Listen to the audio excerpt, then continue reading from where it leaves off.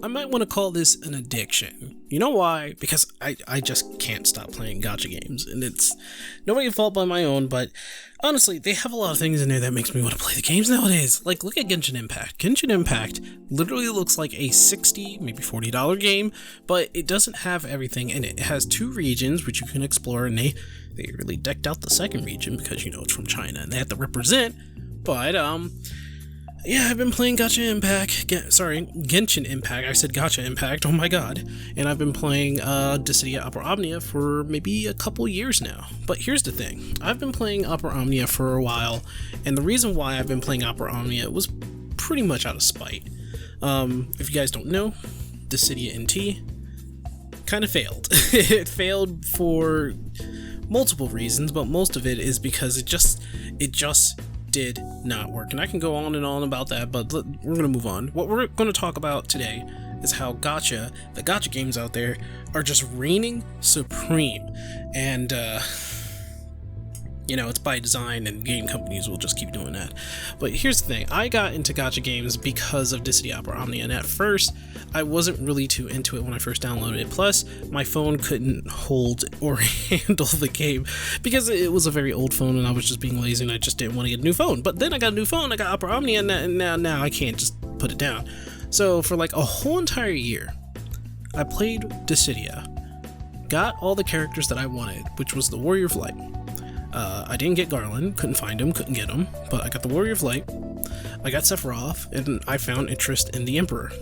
Now the only thing is that in order for you to have a good team, in order to take on harder content, you need to know these characters. You need to know how good supports are, you need to know how good the DPS can be, and how good, you know, people like the Warrior of Light, who's big and tanky but also has a bit of support on the side, and he's really good. He's really good.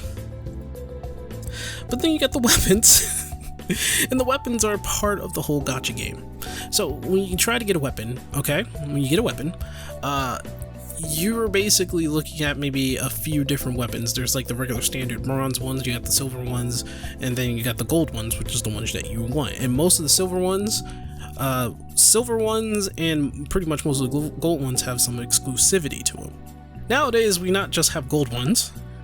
We have gold ones that are really shiny, which are the EX weapons. We have the gold ones that are shinier, which is the LD weapons. And then we have the gold ones that are not gold, but they have a gold trimming, and they're just basically blasting out of the screen, which is the burst weapons, which is even more gacha game, which is even more money that I'm sinking in, which is, I don't understand, this is a free game, and I'm spending over $100, maybe, you know, I think I spent over, $500, maybe, on not Genshin Impact, but Dissidia Opera Omnia alone.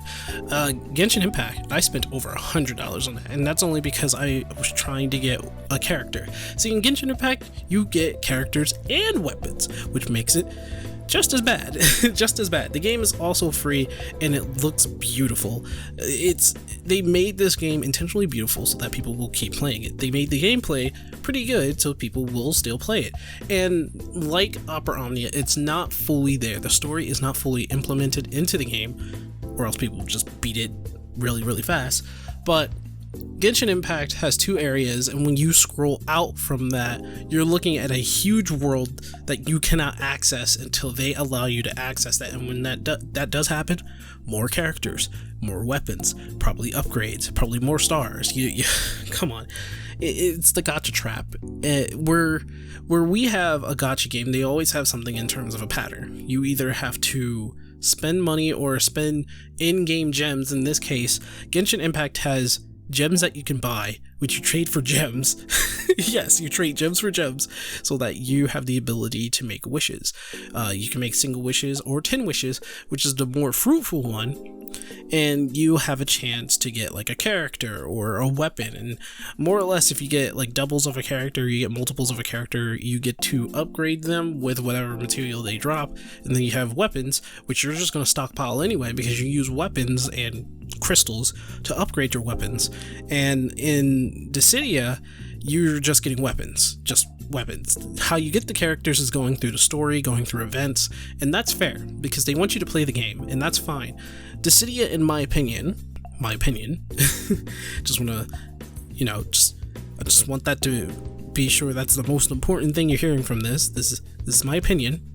It's probably the least intrusive of all the gacha games. It's even less intrusive than Genshin Impact, because Genshin Impact, though it doesn't have like advertisements and just like Dissidia, where it's all over the place saying, hey, if you want to get better characters, do this, do that. You know what you have to do in order to make yourself feel stronger in this world of yours. I mean, Genshin Impact and Dissidia both have a sort of multiplayer kind of thing. You can play with your friends, you can play with random people, you can go through like pseudo dungeons. They're dungeons, they're not fully fleshed out in my opinion for Genshin Impact, and for Dissidia there is no dungeons, it's just straight up fights and boss fights. Like in Final Fantasy XIV you have something called trials, and these trials have just one boss and you have to kill it, and that's it. And they're really strong and it'd be difficult and you need to know the patterns. For the Dissidia Opera Omnia, we also have bosses, but depending on your party makeup, you may outright get your butt whooped or you may actually win. And these aren't easy bosses. You have to think about the party and think about like how you're going to defeat this boss, and if you don't have a good party makeup, you're going to have to find another character that can help you take that boss down. Especially if you want to fight the boss, you need to have good equipment. That's where the weapons come in, that's where the armor comes in, that's where the upgrades after upgrades after upgrades after upgrades. Oh my god, the amount of grinding for the crystals, if you're like a newer player, the amount of grinding for crystals is or gems or whatever is not as bad for the people who are already at in-game and are just waiting for the next patch of content, or if they're working on a character so that they can grow them in their summon table, in their training table. It's a whole bunch of ways to make your character stronger, and it's basically I guess a time waster in that sense, but you're making your character slightly stronger than what it was before. That's actually kind of fun for me, because I didn't go through all the story for Opera Omnia. I really am just rushing it, and it's a good thing that they have this theater thing so that I can watch the cutscenes later. But I'm telling you why I play the games, right? Because of all the junk that has me just sticking around, the story, the gameplay for both Genshin Impact and Dissidia Opera Omnia. I have to say that this is a problem. This is a problem for me, and I'm not sure if it's a problem for anybody else. My friends are the one who got me into Dissidia Opera Omnia fully. The internet got me into Genshin Impact, really. But Dissidia is a problem for me. Right now, the Warrior of Light has a draw where his LD and his burst weapon is in there, and I am frantically trying to get that. Honestly, once I get all that, I'll probably put down the game for a good long time. If not, I will try to quit it, because gacha games are not healthy. No matter how friendly they may be, they're not actually healthy for you, especially for your wallet, because you may think that you're just dropping a 20 here or there. Sooner or later you're going to realize you just dropped 120 or 220 or 320, and you're not willing to admit that this is a game that's really feeding off my money, because Dissidia Opera Omnia is a free game and you've already dropped $500 in it. Genshin Impact is a free game, but you have already dropped $230 on it trying to get one character, a little girl with a backpack who can just throw bombs, right? They give you a little taste of it when they say, hey, try it out for free. You can't really play the game outside of that trial, right? But once you're like, oh man, this character feels good, I'm going to try everything in my power to get it, you may be grinding the game, trying to get the gems so that you can get this little girl whose name is Klee, and apparently some dude spent $2,000 just to get this little girl, only to find out that it sucks in his hands. Well, I'm not really sure why, because he must have touched a free trial, right? Anyway, that's a little worse, because characters are what's in those loot boxes, or what's in those microtransactions. So you have a chance to get a character, which in all sense of the word kind of gatekeeps you from certain pieces of content, the characters. While Dissidia, you can earn those characters through events. You can find them through the story. They basically give it to you once you find their weapon. And I think that's fair. I think that's better. But still, it doesn't dissolve the crimes Opera Omnia has done to me by just basically siphoning money out. I may have the money to spend on Dissidia Opera Omnia, but that's also money I could have spent on something else, like more food, my health, a rainy day, a cookie, but I didn't. I spent it on Dissidia or Genshin Impact because I wanted that character, but in Genshin Impact, I didn't even get the character I wanted. I was trying to get Klee. I was trying to get Klee and I didn't get Klee. You know what I got? I got Jean. Y'all may yell at me for, Genshin Impact players out there may yell at me, be like, fuck man, you got Kaching and you got Jean. What the fuck are you complaining about? Listen, I wanted Diluc, but I didn't get Diluc. I wanted Klee, but I didn't get Klee. I got Kaching and Jean. Come on, guys. Give me a little bit here. Just give me a little bit here. I'm getting the characters that I didn't want, right? And sure, Kaching is supposed to be really good with her DPS, and Jean is supposed to be okay with DPS, but really good with healing. And she's, a Nemo, so she gets her element really fast. No. I'm sorry, I just didn't want them, but I still have them, and I'm still playing Genshin Impact, as you can see on the screen.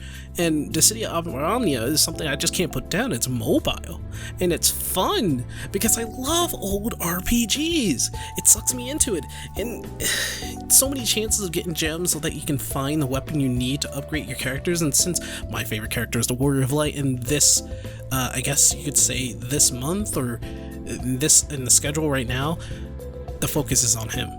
And I'm trying my best to get the free gems so that I can get his weapons as best as I can, and I really want those weapons. You can't trade in those games. You can't trade with your friends. But I'm trying that. And after that, I am putting down Dissidia, and once I get to a certain point in Genshin Impact, I'm going to put that down too, because honestly, it's really not healthy. Gacha games are not healthy, and I don't know if anybody's willing to admit that. Gacha games are not healthy for you. You may think, oh, I want to support the developers, but you already spent $200 on them. Come on, man. You see reports of them gaining literally millions, if not billions of dollars through the gacha scheme that they are making. Yes, they put polish into the game. Yes, it's fun, but it still has the gacha system, and in some way or fashion, you will be pulled in. It's an addiction, and I have a problem. My name is Syncweaver, and I have a problem. I play gacha games, and I know I'm stupid. Anyway, what do you guys think? Do you guys play any kind of gacha games? Do you guys play Dissidia or Genshin Impact or anything like that? Let me know in the comments below. And as always, stay positive, and I'll see you guys later.